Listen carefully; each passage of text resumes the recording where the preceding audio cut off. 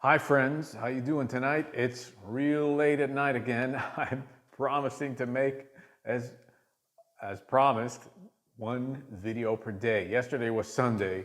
I didn't make one. So anyway, today we have Tales from LA. I spent a lot of years in LA, and it was a beautiful time. It was a traumatic time. It was a horrible time. It was a great time.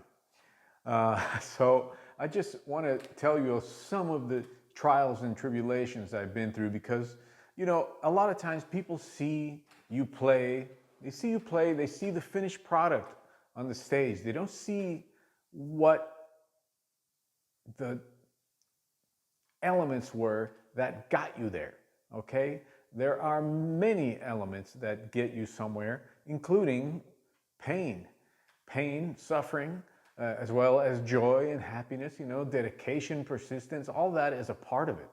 And I don't want people to think that, I just showed up here one day and I've always played like this, man. I've been through it all, okay? As many of my friends, as any professional player is going to tell you, they went through it all to get to where they are, okay? So, LA, okay? I was there during kind of right after the really golden period of LA, I would say, 80s, 90s. That's the time I was kind of coming up as a drummer. It was the end of the studio era. The studio era was coming to an end because drum machines were in fashion and all the studio work was starting to go away. And I managed to get some studio work, some jingles, not a couple, quite a few, and recording for some stock recording agencies and stuff like that, music for soundtracks. But, I wasn't like Ralph Humphrey, for example, every day in a different studio, or Steve Gadd doing 150 records a year or whatever. I think those days were ended when technology, really started coming into play. And well, it was just a bummer. But I caught the tail end of that. Now, I went to school in LA at a PIT, and I ended up teaching there for 12 years, as you know. And there was a lot of things that happened. Mostly, what the most things I remember is the super highlights. I remember the girlfriends, the bad breakups, the horrible breakups, and that really like derailed me for a while. I really I'm the kind of person, it takes me a long time to get over someone, and I can remember just endless nights of going on my bike. I used to have motorcycles big time. I used to have a Harley and a Suzuki. I mean, I had every kind of bike you can imagine. And I can remember endless nights just going on the bike and riding all around, depressed and oh my God. And well, those are the times that you really have to be careful on a bike because you're distracted, and you can get into a serious accident. But thankfully, I never had anything bad in that way happen to me. Of course, some of the other bummers, the dark side of LA, the dark side, was the actual people in the scene. LA is a backstabbing, kind of a phony place, it's a totally phony place. And even in Woody Allen movies, they say, he says it's like that. I mean, it's so atypical of that town, it's just a real superficial culture. And you really have to dig deep to find good friends, and you have to get rid of the stuff, in front of you to get to the good people. Now, even though I found some good people, there were those that I thought were good people and turned out to be crap, and tried to block me in every way in my career. Were jealous, petty, talk behind my back. It's you think that somebody just shows up one day and you're a player, it's like, skipping through the tulips and everything and everything's great. No, man, there's lots of struggles. I had one so-called friend of mine in LA, who I actually got called for a very secret audition for this band. This is going to be, everybody's going to remain nameless. So I get called for this audition, and they told me, don't tell anybody. We don't want anybody to know, because it was a pretty popular band at the time. They were playing everywhere, and I loved the music. It was amazing. And they're like, don't tell anybody, because it's a secret. We only want try out a few guys. Okay. So a couple of days go by, and I was thinking about the audition, and God, it'd be so great to get that gig, and blah, blah, blah. And then one day I was talking to my buddy on the phone, and it slipped out, oh, I got this audition. Oh yeah, for who? Oh, nobody, man. Oh, come on, I'm your friend, you can tell me. No, man, it's no big deal. I tried to play it off, but he insisted. And finally I said, okay, this guy's my friend. He's not going to tell anybody, right? So I told him who the band was, right? And excuse my language, but the motherfucker, he calls the band, he finds out who the people are, where they're holding the audition. He calls and he shows up, on the day that I wasn't auditioning. And of course, like, the manager calls me up and he says, what did you tell this guy about the auditions for? We told you not to tell anybody. And I'm like, oh man, it slipped. It totally slipped. I'm sorry. God, he's my friend and blah, blah, blah. And I didn't think he would do something like this. It was so embarrassing and so petty and crazy. I never in a million years thought anybody would do this. And I confronted him, of course, like the next day. I'm like, what are you doing, man? I told you not to say anything. That it's a very, I'm not even called in yet, man. I've got to make sure I'm called in. And I'm saying, why did you do that to me? And he goes, hey, man, I got kids to feed. I got rent to pay. Man, what? I said, I was so livid. I was just completely livid.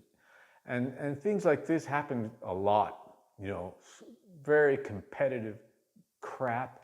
And, it was a thing that I got used to eventually. I started not to trust anybody, and kept everything kind of secret to myself, and just eventually started playing overseas. And I thanked God for that I was able to play overseas and leave LA as much as possible, because it really became a big bummer to be around there. Between the breakups and the people and the and the scene was becoming weirder and weirder. I think most of my friends over there can probably say the same thing. I don't even know how it is now, because I avoid LA like the plague, to be honest. I'm much more of a New York guy. I always was, and I never should have left. But hey, that's the way it goes. Now, one difference. Now, one thing I want to tell you. One thing about LA and New York. One time we're hanging around at this place called Le Cafe. Me and a bunch of other drummers I knew were all, buddies and whatever. So I thought. so we're hanging around, and this guy comes in from New York, right? And we didn't know him. He just comes up to us, and we're all standing there. He's all, hey man, what's happening? Blah blah. I know you. Blah blah blah blah. I'm from New York, and I'm just wondering, if you can give me any phone numbers of who I can contact about gigs, and I'm trying to get into the scene in LA. And the first thing that comes out of their mouth was, oh, okay. How long are you staying? How long are you staying? That's the first thing that came out of their mouth, right? And the guy's like, well, I just moved here. I moved my house. I've moved. Oh, okay. They didn't give him not one number. They deflected everything, and they just blah, blah, blah. And then they just turn around and start talking amongst themselves and just left the guy there. That's LA. That was so bizarro to me. I didn't know what to say. I didn't know the guy. I was like, oh, okay, maybe these guys know something I don't know. I mean, they sort of know him, so I just didn't pursue the issue. But I never forgot that, because they were so cold and weird. They didn't let anybody in our little circle, of gigs. They were like super closed, right? So the difference between that and New York, I was at the Zinc Bar one night in New York, and this guy, he comes up to me and a couple other drummers that were there, and he's like, hey, you guys, yeah, blah, blah, blah, I know you, and I just moved to New York, man, and I'm wondering if you know any people, and I've got one guy goes, stop, come over here. And he grabs the guy and he takes him by the bar and he starts writing all this stuff, writing and writing and writing, right? So you want to be in New York, call all these people. I was like, whoa, what a difference between LA people and New York people. That never left my mind. I never went back to LA to live, obviously. And I always just stayed in New York after that. And then I was playing so much in Europe that I stayed in Europe. One time I went like 11 times to Europe in 1 year.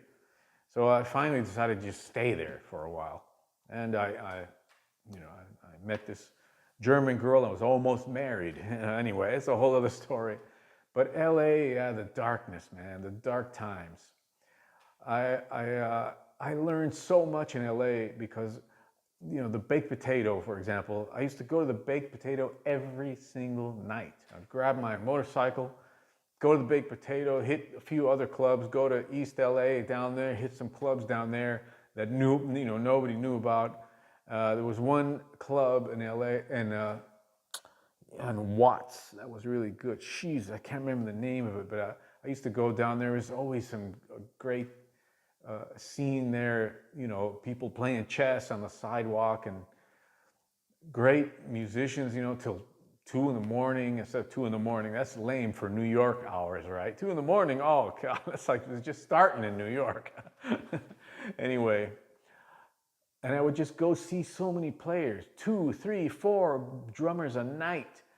Vinny, and I saw Jeff Porcaro a couple of times, and Tony Williams a bunch of times, and just night after night after night of great drummers, sitting there, right at the baked potato, just night after night for years, and for us it was so normal, right? Now, you're like, where on planet Earth can that ever occur again? Maybe New York, but it's not like the same. It's not the same. New York's not even the same, right? It's just different. There's not a whole lot of name guys playing around a lot, and the club scene is different. Of course, there was so many more clubs in New York before. Anyway, blah blah blah. This is the thing about this video is about LA, the darkness. And the light, sometimes it was cool. There were some beautiful times. I surfed a lot. I was surfing a lot. And, I had some great teachers like Steve Houghton and Chuck Flores and, all the guys that I went to school with, Ralph Humphrey. And, there were some great times too. But that period of my life definitely shaped me in the sense of business. In the music business, I really became a different person. I was super friendly before, with everybody, and then I learned to watch my back because I got stabbed in the back so many times. Oh, one time I took this salsa group to Europe because I was going back and forth to Europe, and the singer, this chick, her husband was in charge of collecting the money. Right? And so I trusted them because I played with them a lot of times and all over and whatever. And the end of the tour it wasn't that big. It was, a few cities, but at the end of the whole thing, they take off with all the money from the tour and they didn't pay me or the musicians or anybody. They left with all the money from the tour. And I called them and like, where are you guys? Oh, we're back in LA, blah, blah, blah. What? I mean, stuff like this happens all the time. There was a great stuff too. Okay, but what can I say? LA, the darkness. I just don't want you to think that we just appear out of nowhere and suddenly we're playing and we're like, oh, this guy or that guy.